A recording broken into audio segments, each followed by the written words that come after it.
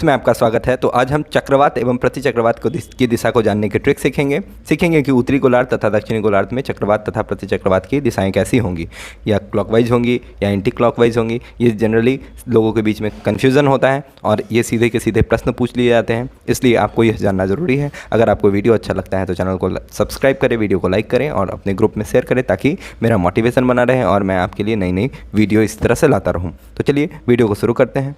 तो देखिए, सबसे पहले आपको चक्रवात के बारे में समझना होगा कि चक्रवात होता क्या है। तो चक्रवात एक निम्न दाब का केंद्र होता है और पता है आपको कि हवाएं क्या होती हैं। हवाएं हमेशा हाई प्रेशर से लो प्रेशर की तरफ चलती हैं। मतलब यहाँ अगर निम्न दाब का केंद्र हुआ तो हवाएं कैसे चलेंगी, हवाएं हाई प्रेशर से लो प्रेशर की तरफ हवाएं आएंगी और ये हवाएं जब आती हैं तो यही हवाएं जब मुड़ जाती हैं तो इसी के बेसिस पे क्लॉकवाइज या काउंटर क्लॉकवाइज डायरेक्शन होता है चक्रवात का। तो हम इसको सीखेंगे। तो पहले देखते हैं कि चक्रवात में लो प्रेशर या हाई प्रेशर का मतलब क्या है। तो लो प्रेशर क्या होता है, तो देखिए सब पोलर यहाँ पे लो प्रेशर बेल्ट है, यहाँ इक्वेटोरियल लो प्रेशर बेल्ट है, यहाँ सब ट्रॉपिकल हाई प्रेशर बेल्ट है और यहाँ है सब ट्रॉपिकल लो प्रेशर बेल्ट और यहाँ पे पोलर हाई प्रेशर बेल्ट होगा।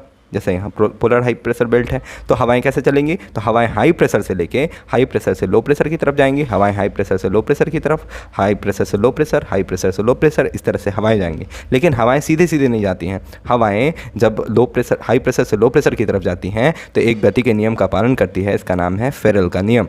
फेरल का नियम होता क्या है, तो फेरल का नियम कहता है कि हवाएं उत्तरी गोलार्ध में जब चलेंगी तो अपनी दाहिनी तरफ मुड़ जाएंगी और जब दक्षिणी गोलार्ध में चलेंगी तो बाईं तरफ मुड़ जाएंगी।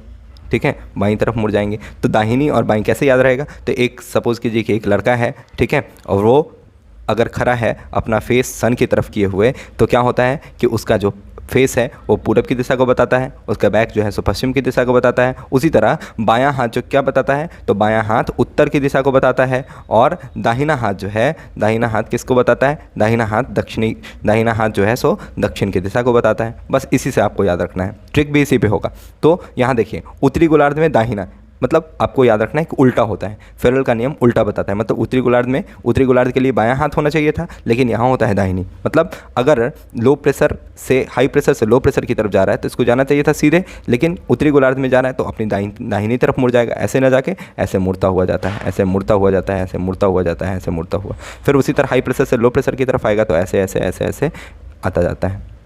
ठीक है, हवाएं ऐसे चलेंगी। फिर यहाँ हाई प्रेशर ये सब ट्रॉपिकल साउथ जो हेमिस्फेयर में है इसमें से आएगा तो इस तरह से अपनी बाईं तरफ मुड़ता हुआ और यहाँ पे क्या होता है, ये कन्वर्जेंस जोन होता है और यहाँ हवाएं मिलती हैं। क्योंकि यहाँ पे हवाएं तिरछी मिलती हैं, तिरछा टकराती हैं, इसलिए इस जगह पे कोई चक्रवात का फॉर्मेशन नहीं होता है और इसे डोल्ट्रम कहा जाता है। यहाँ शांत पेटी होती है और यहाँ पे कोई चक्रवात नहीं आता है।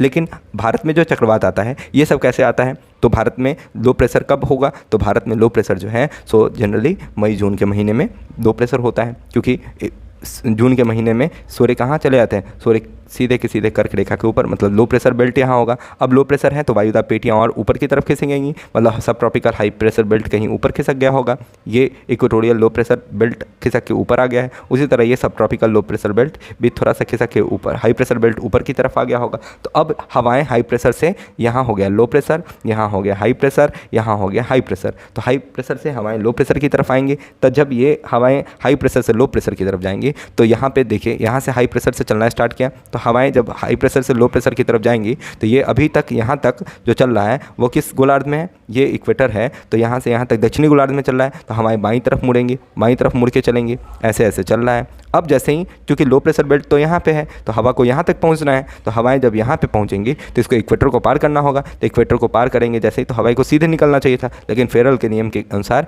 हवाएं दाहिनी तरफ मुड़ के यहाँ पे पहुँचती हैं। इस तरह से हवाएं पहुँच रही हैं और यहाँ से जो हवाएं हैं वो हाई प्रेशर से, इस सब ट्रॉपिकल वाला जो हाई प्रेशर है उससे हवाएं ऐसे आती हैं। तो हवाएं एक तरफ से ऐसे गई, एक तरफ से ऐसे गई और इसी के कारण जो है चक्रवात का फॉर्मेशन होता है। तो अब सीखते हैं कि चक्रवात की दिशा आखिर क्या होगी। तो बस वही ट्रिक रखना है आपको। चक्रवात में याद रखना है कि चक्रवात में क्या होगा, सीधा।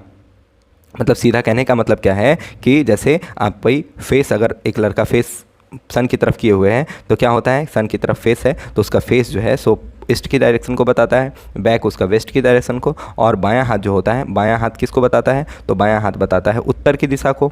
ठीक है, और दाहिना हाथ किसको बताता है, दाहिना हाथ जो है सो बताता है दक्षिण की दिशा को। बस आपको इसी से याद रखना है, दक्षिण की दिशा को बताता है। तो आपको क्या याद रखना है कि देखिए बायां हाथ उत्तर की दिशा, मतलब बायां को क्या कहते हैं, वाम।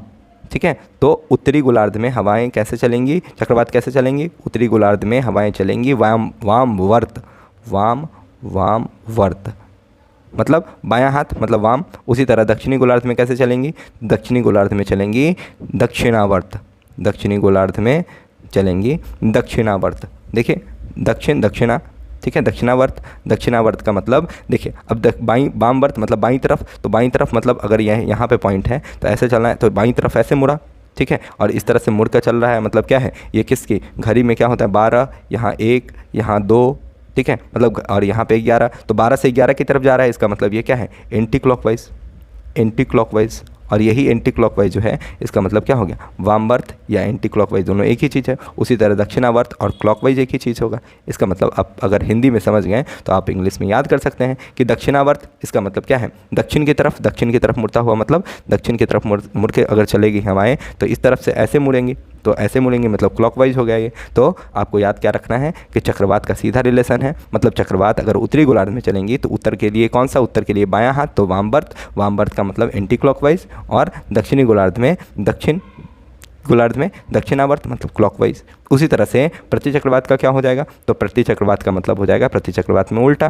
प्रति चक्रवात में क्या होगा, चक्रवात जो है सो चक्रवात का उल्टा हो जाएगा। जैसे चक्रवात क्या है, तो चक्रवात अगर उत्तरी गोलार्ध में कैसे चल रही हैं, दक्षिणी में कैसे चल रही हैं, तो उत्तरी गोलार्ध में चक्रवात चल रही हैं एंटी क्लॉकवाइज और दक्षिणी गोलार्ध में चल रही क्लॉकवाइज। उसी तरह प्रति चक्रवात कैसे चलेंगी, तो प्रति चक्रवात जो है सो कैसे चलेगा, तो उल्टा, मतलब इसमें क्या चलेगा, इसमें दक्षिणावर्त चलेगा और इसमें वामवर्त चलेगा। वामवर्त मतलब यहाँ एंटी क्लॉकवाइज और यहाँ क्लॉकवाइज। बस हो गया आपको याद।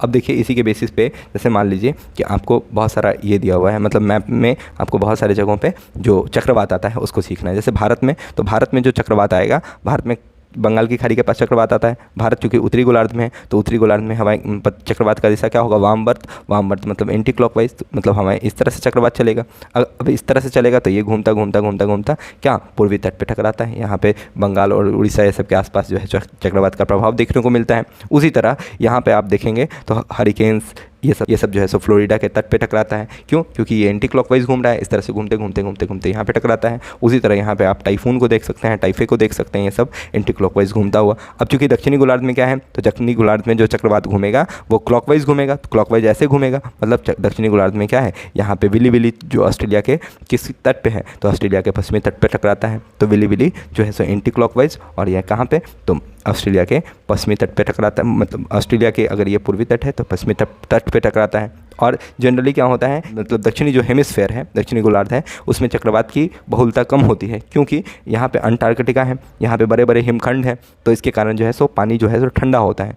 एक तो ठंडा होता है पानी, उसकी सैलिनिटी लवणता जो है सो कम होती है, और एक क्या होता है कि इसमें लैंड का अभाव है, महाद्वीप कॉन्टिनेंट नहीं मिलते हैं, जिसके कारण हवाएं बहुत तेज़ चलती हैं, बहुत तेज़, जिसके कारण विंड शियर नहीं उत्पन्न होता है। विंड शियर क्या होता है, तो विंड शियर जो है सो होता है कि हवाओं की जो गति में जो परिवर्तन आता है उसी को विंड शियर, तो यहाँ हवाएं परिवर्तित गति में परिवर्तन देखने को मिलता नहीं है। इसके कारण क्या होता है, इसके कारण जो है सो दक्षिणी गोलार्ध में चक्रवातों की कमी होती है। तो इस तरह से आप सीख गए होंगे, और अगर आपको वीडियो अच्छा लगा होगा तो अपना बहुमूल्य फीडबैक जो है सो कमेंट सेक्शन में दें और बताएं कि वीडियो कैसा लगा, और आप किस नई टॉपिक पे वीडियो इस तरह की चाहते हैं, आप कमेंट सेक्शन में ज़रूर बताएं। धन्यवाद। जय हिंद।